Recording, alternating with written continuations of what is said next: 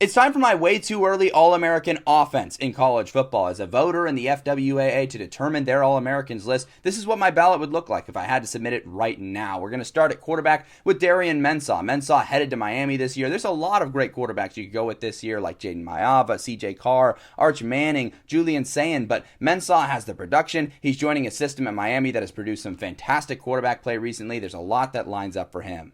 College football will also be loaded at the running back position this year, which makes it an extremely difficult position to select. But I went with Jaden Baugh at Florida. John Summerall comes in, and he has produced some phenomenal running backs through his time at Tulane and Troy. I think Baugh can continue that tradition. He made a point of keeping him on the roster. And then there's Ahmad Hardy at Missouri. He exploded in his first year with the Tigers after transferring in from ULM. I expect him to have a fantastic encore season.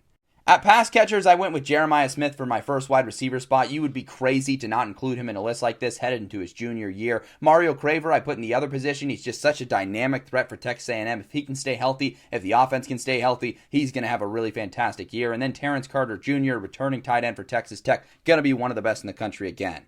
Last and probably most important is the big fellas up front. I'm going to start with Caden Green at Missouri, one of those guys that paves those giant holes for Ahmad Hardy to run through. Jacarius Peak, an NC State offensive lineman that actually transfers to South Carolina. I think he could have a huge impact for the Gamecocks. And if South Carolina is successful this year, it's because Jacarius Peak helped flip that offensive line. Carter Smith is a huge reason behind Indiana's success. He returns for the Hoosiers. Sheridan Wilson, a big guy up front for Texas Tech that has been a huge impact for the Red Raiders and hopefully can help them have another successful season this year. And then Anthony Knapp at Notre Dame. Had to give a shout out to a guy that I think will be leading the charge on one of the best offensive lines in all of college football.